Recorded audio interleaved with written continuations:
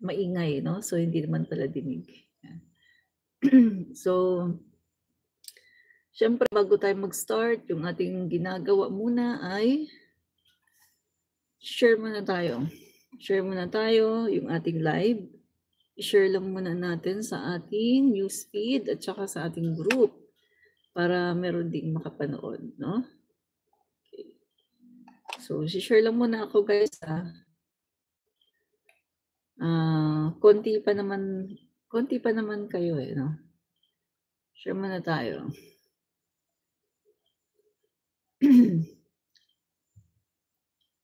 Okay, share muna tayo. Share. Share muna tayo sa ating newsfeed. Yan. Newsfeed muna. Yan. Yan. Share naman tayo sa ating group.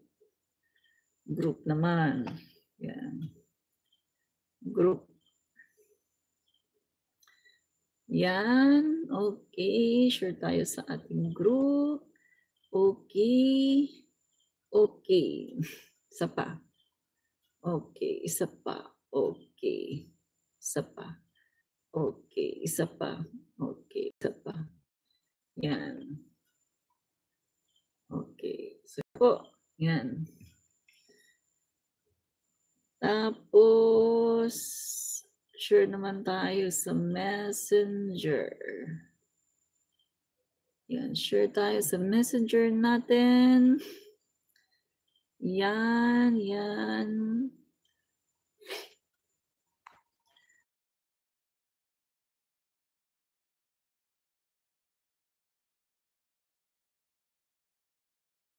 Share tayo sa ating Messenger. Okay. Share tayo. Okay. Sa ating Messenger. Okay. Yan.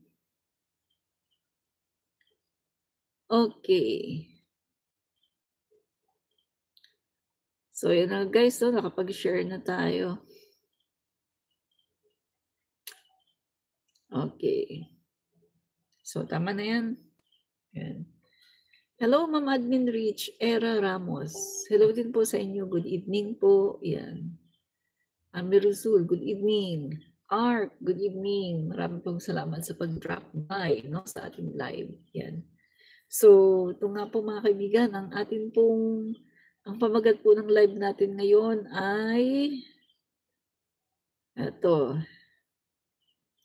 Mga makapangyarihang negosyante, wala ng tiwala kay BP Sara, no? Wala na pong tiwala ang mga makapangyarihang negosyante dito kay BP Sara, no? Yan. So, kaya guys, babalikan natin, no, yung ating live kanina. Nung nagla-live tayo ay nawalan po kami ng ilaw kasi super ang lakas po ng thunder at saka lightning, no, dito. Tapos parang may friction, tapos parang na ano yata yung poste namin, no? Tapos nawalan kami ng ilaw. Ang sabi ng anak ko nung tiningnan niya, nasunog daw, no? Nasunog. Ay buti na ibaba naman agad dito yung ang tawag doon, yung binababa at tinataas, nakalimutan ko yung pangalan. Yun, naibaba naman kaagad, no? Kasi syempre wire yun eh. Baka mamaya kung hindi maibaba tumulay-tulay, diba, sa wire pag mula sa poste. So, ibaba naman kaagad. Tapos, yun, nasunog daw, no? So, wala kaming ilaw. Ilang oras kaming walang ilaw. So, ang ginawa ko kasi wala namang magawa. Hindi naman ako makapag-edit, hindi naman ako makapag-upload. Ay tinulugan ko na lang muna, no? Natulog na lang muna ako. Tapos nung yun na, pwede nang kumilos kasi nagawa na siya, no? So, ayan, Live muna tayo ngayon, no? So, hindi pa naman tayo naantok kasi natulog tayo kanina kasi wala ngang ilaw eh, ang dilim, no? So, ngayon, 11:45 na, live tayo, no? Okay. So, eto nga mga kaibigan, no, yung makapangyarihang Makati Business Club. Yan, Makati Business Club mga kaibigan, no? So, wala na pong tiwala kay VP Sara. Etong mga businessman, no? Mga kilala, mga prominenteng businessman sa ating bansa ay wala na pong tiwala, no? Kay VP Sara Duterte. Okay, so tatalakayin po natin yan, no, mga kaibigan. Okay. So, eto nga, mga kaibigan, no? Okay.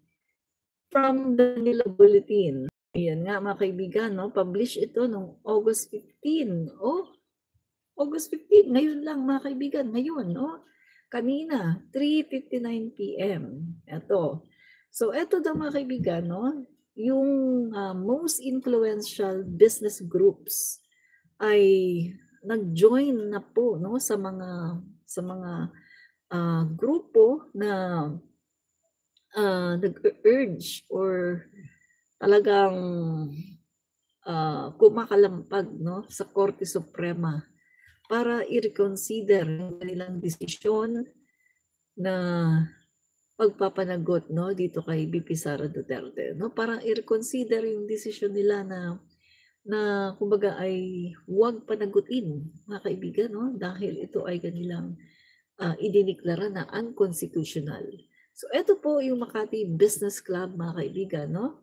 Ang napakamakapangyarihan na club na ito, mga kaibigan, na ito po ay comprise, mga kaibigan, no, binubuo ng mga malalaking mga negosyante, mga billionaires, no, sa ating bansa, na dahil po sa kanila ay marami pong mga negosyo, no, dito sa ating bansa. At sila din po ay tumutulong ngayon sa gobyerno ng ating Pangulo. Katulad na lang po ni Ramon Ang, no? Marami pong mga negosyante ngayon talagang partner po ng ating Pangulo dito po sa pagpapa ng ating ekonomiya at pagpapaganda ng ating bansa. So ito nga mga kaibigan, the country's most influential business group have joined forces to urge the Supreme Court to reconsider its decision, voiding the impeachment case of Vice President Sara Duterte as unconstitutional. Ito mga kaibigan na, nag-warning daw sila mga kaibigan na, warning that it could erode trust in the government and impact investors' confidence. Tama naman mga kaibigan, no? Kasi sa isang society, sa isang gobyerno na hindi mo pinapanagot yung mga korap, malaking ano yan guys, malaking backlash yan sa isang gobyerno na may mga korap pagkatapos hindi pinapanagot. Malaking backlash talaga yan, no? So, yung mga businessman na ito, itong mga billionaire na ito, mga businessman ay nato-turn off na talaga. At sila po ay nakikiayon, no? At sila po ay sumasama na dito sa grupo na mariin na humihiling sa Korte Suprema na kanilang i-reconsider yung kanilang decision. Kasi nga mga kaibigan, no? Ito, kapag pinagpatuloy ito ng Korte Suprema, sabi dito, ay tuluyan na mawawala ang trust, no? Ang pagtitiwala ng business community sa gobyerno at ang impact nito mga kaibigan, no, sa ating mga investors locally and internationally. Malaki po ang impact nito dahil ibig sabihin, ganyan pala dyan sa bansang yan. Kapag kurap ka pala, no, hindi ka pala pananagutin. So ito po ay malaking backlash sa ating gobyerno. Kaya dapat po ay i-reconsider ng Korte Suprema yung kanilang desisyon. Nagtataka lang po tayo mga kaibigan na napakatagal na po noon na naihain yung motion for reconsideration, pero bakit tila wala pa yatang desisyon ang Korte Suprema.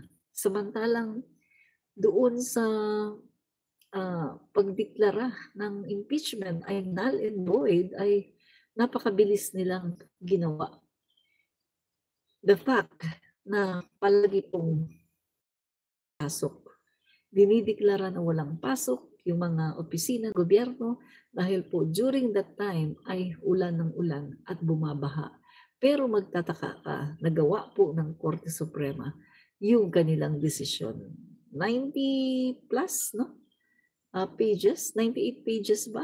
Paano nila nagawa? So, mga kaibigan, marami pong question dyan na bakit ang bilis yata ng Korte Suprema sa paghahayag na unconstitutional itong impeachment ni VP Sara Duterte.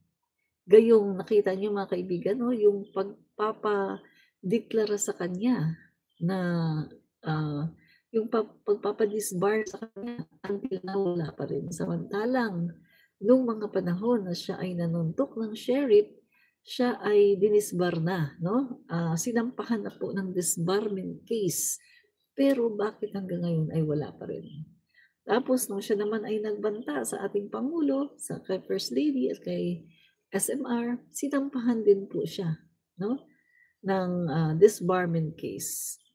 Dalawa, no? At ang pinakahuli nga po na nagsampa sa kanya ay si Attorney Larry Gadon, no? Pero hanggang ngayon po mga kaibigan ay mukhang hindi pa po nilalabas ng Korte Suprema ang kanilang desisyon. Na nagtataka nga po si Attorney Gadon, Larry Gadon, na bakit siya ay napakabilis ng desisyon ng Korte Suprema. Gayong mas malala naman itong pinaggagawa ni Sara Duterte. Pero bakit si Sara Duterte ay tila untouchable? Diba? So yan po mga kaibigan ang katanungan din ng taong bayan. No? Bukod po kay Attorney Larry Gadon, tinatanong ng taong bayan kung bakit nga ba. No? So isa lang naman ang ano dyan mga kaibigan. Yung mga appointed, ang mga nasa Korte Suprema ngayon ay puro pa appointed ni Duterte. At dalawa na lang yung appointed ni Pinoy, no? Si Kagiwa at saka itong si Kagiwa at saka si Leonen, no? Dalawa na lang. So, mabuti pa si Kagiwa, mga kaibigan, nag-abstain, hindi siya bumoto. Pero si Leonen ang nagponente. At ang pinalabas nga po, no, ni Montalbo ba yun? Montalban, ng Vera Files na meron nga daw nangyari na, alam niya, no, na,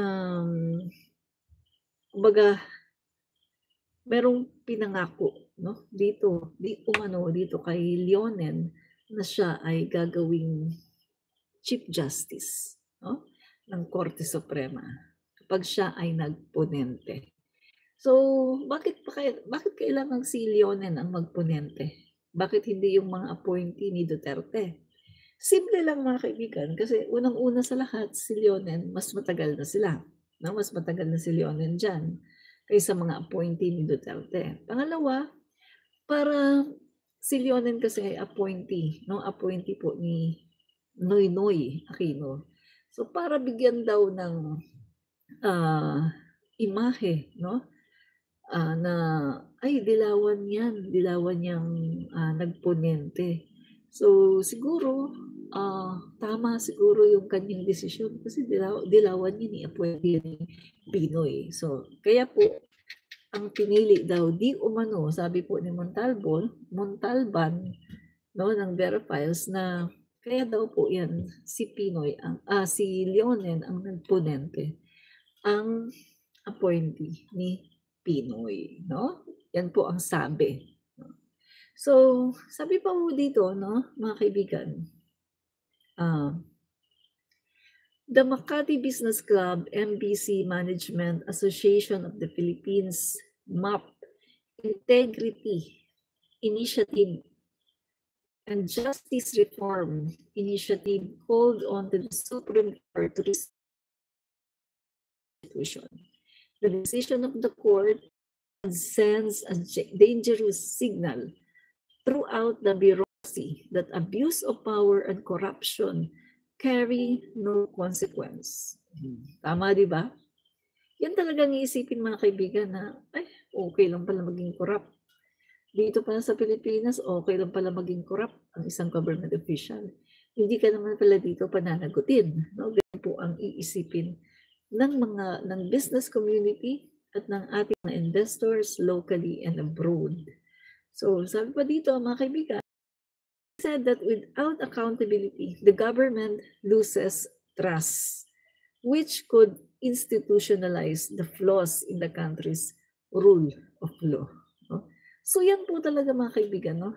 Kapag wala pong accountability, kapag hinayaan lang po natin na ganito lang po ang mangyari sa kabila po ng napakaraming mga lumabas na mga ebidensya sa hearing, tapos ganito babaliwalain lang, ganyan po talaga ang mangyari.